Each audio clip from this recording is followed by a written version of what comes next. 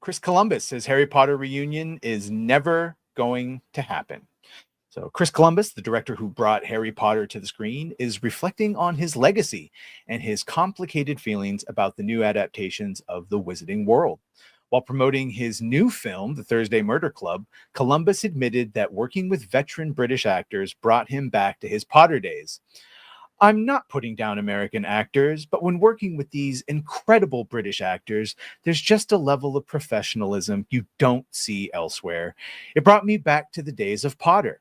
Columbus is often called the Pot Father, since he set the tone. I think he might call himself that, since he set the tone for the billion-dollar franchise with Harry Potter and the Sorcerer's Stone and Chamber of Secrets, and produced Prisoner of Azkaban. He recalls the immense pressure of those early films. I went into that knowing that it was a franchise and that if I fucked it up, that was that. Only recently, he says, has he started to recognize his sense of ownership over the Potterverse. I look back and I realize that I cast the film with my team and we created the world, the look, and the costumes. As for the upcoming Harry Potter TV series, Columbus admits he's torn. I'm anxious to see what they do, but from what I've seen already, they're basically doing the same thing we did, only because they have 8 episodes, they get to do more of it.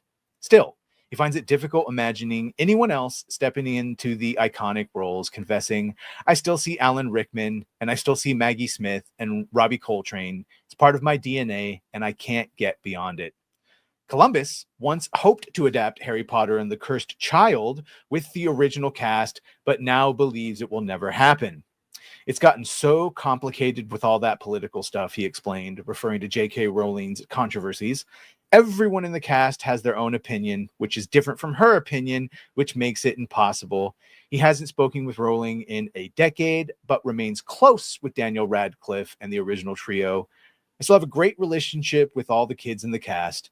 Even as he moves on to projects like the Goonies and Gremlins sequels, Columbus admits that Harry Potter shaped his career and remains a defining part of his creative DNA. Gremlins sequel. I know it's interesting because when I think of Chris Columbus, I don't think of Harry Potter. I think of Home Alone. Oh, yeah. See, I think of Harry Potter because that was my first big thing 69. associated. But yeah, you're right. He was Home Alone. Yeah. All right. So, yeah, a lot here.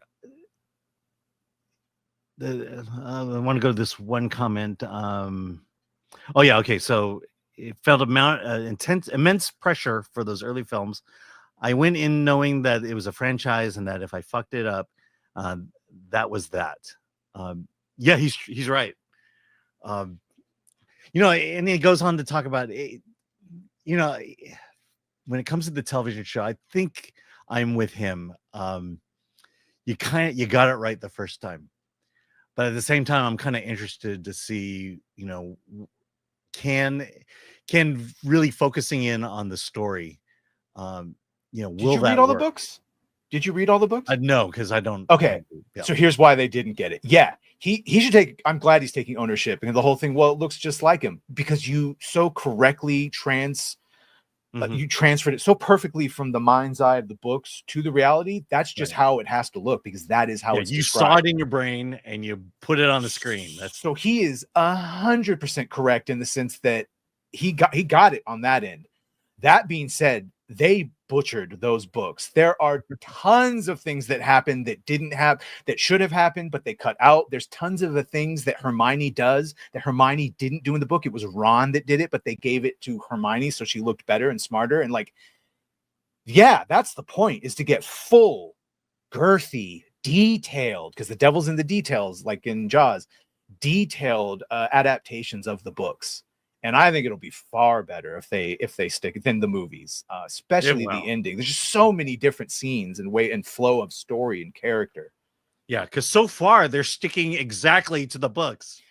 That's the other damnable thing, Alan. They're casting across the board, including the news we just got that Warwick Davis coming back as Professor Flitwick to reprise his role. It's all perfect. There's only one thing. Well, again, if he had better be better than Alan Rickman. That's all I could say. Man, and I don't even know if that'll do it for him. If he is, all is forgiven. Yeah.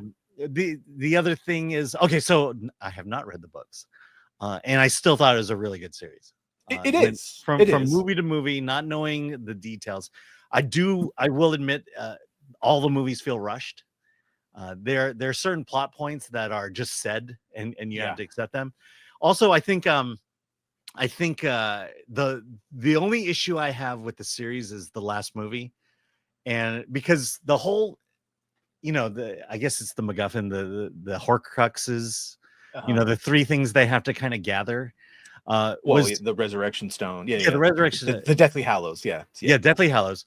It's all. I mean, it's literally all of that explanation is in the prologue of the last movie, because what it tells you is that, well, what it told me was that all the movies up until that point didn't necessarily matter or mean anything, because really what it is it's everything we explained right at the beginning of the last movie, and so now everyone's on a quest for these things, and it's like, okay, well, I guess that's the benefit of, or that's the detriment of not having read the books, because are those three things in the original stories, or is the Deathly Hallows? Not as described, but they are, because it goes into family histories of who had certain things. So like they're there, but that's the thing, is she built a story Bible, start to finish, all these years. So she knew everything that was going to happen, including Dumbledore being gay. So like in the fifth movie when they were adapting it, and we're like, we want to have him talk to Harry about this girl he used to date. She's like, don't do that, he's gay. So the Deathly Hallows and Horcruxes were all there. It's just they didn't get named until. Okay. It just felt like, well, this is all convenient exposition to end the movie. Yeah. Since none of it was ever mentioned in the previous film. It's better in the books, as like you said, it's not as rushed, and they discover information a lot more naturally, and their journey of hunting the Horcruxes, especially without Dumbledore, is far more dark and dour than even the movies made it out to be. So it just gives them a chance to really explore, and hopefully do all the things, all the scenes that people complain weren't in there. Mm-hmm. So you hopeful, or are you, except for the one that it could be like, this is the best plate of spaghetti ever, but there's shit on the corner of it. We're gonna eat around it? I don't know. Like you said, he better maybe the best the performance. Shit tastes great. Maybe we're shit eaters. Maybe you should take a chance and just take your fork, roll up some spaghetti, and dip it in the shit. Tastes like meatballs if you close your eyes and wish really hard. Yeah, I don't know. Papa Esiadu, he, especially in line of seeing like Glenn Powell and a couple other people turn down James Bond and go, no, that should be played by a Brit. And you're like, oh, so you're aware of the ramifications of playing a role of a character that's super important. That is what he should. No, Snape's white in the thing. He's salad and palo. This should be a British actor that actually looks like the character. Yeah. But this is the thing. I mean, to get into the discussion of race swapping and gender swapping, it's, someone up there at the top of the studio says, well, we got to do it. And then no one says anything because they don't want to get canceled. They don't want to be labeled a racist. They don't want to be labeled a misogynist. And I think, when it comes, weirdly, it's James Bond that's doing it, where it's just causing people to come out and say, no, it was right the first time, and it should be right for all of eternity. James Bond is a British man, or as a man from the UK. He's not American. He's not anything else. He's just a white guy. And I hope they bring the fact back that, and he loves to make love to beautiful women. That should be an important part of the distinction. Yeah. Batman and James Bond both sacrifice their lives and bodies for a greater mission, but the win for them is they get to bang a lot of hot women. Bruce should always be with the hot chick, and James Bond. At first I said Superman. I meant Batman. Superman. He's a woman. No, Superman gets to bang a lot of women. Well, he's got a harem, so yeah, I would hope so. That's true. # secret harem.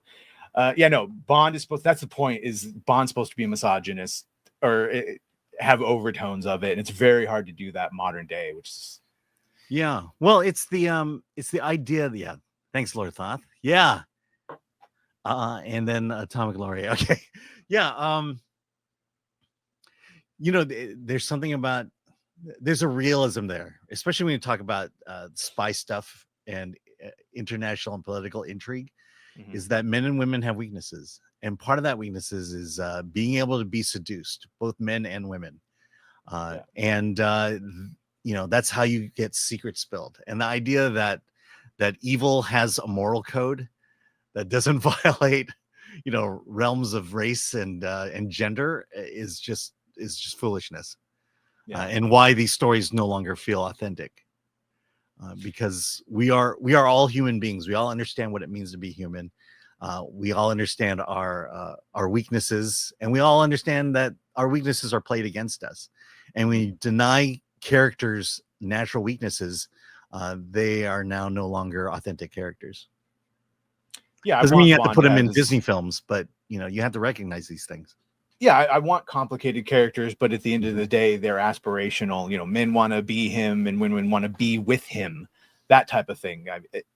That is formula. Yeah, that is formula. Well, also the fact that we don't relate to perfect characters. Right. We as human beings all have weaknesses, and the great stories are the characters who have a weakness. That weakness is exploited by the antagonist. And so the protagonist has to figure out how to overcome that weakness in order to solve the problem. And done in a way that, that creates growth in that character. And those are the stories that we as people who watch movies and watch television, read stories, it's what we all relate to. And when you take that away, when all a woman when the only thing a female character can do is overcome her oppression, it now becomes an unrelatable character. Yeah. Well, and bringing it back to Harry Potter, those are filled with people that are flawed, but try to do the best of that they can in hard times, rarely knowing what to do. All the things that hit with formula, the strength of your friendships and your loyalty to the people you care about. And Warner Brothers can't mess this up.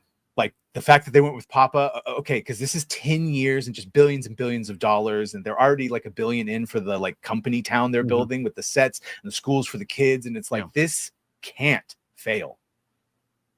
So that's what they're doing, Chris. This is Superman and Harry Potter were supposed to be Warner Brothers' future, like the DC and Warner Brothers. This Harry Potter style is supposed to be the future for them.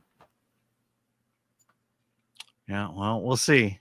I mean, look, again, the complaints about Harry Potter. There's only one complaint about Harry Potter.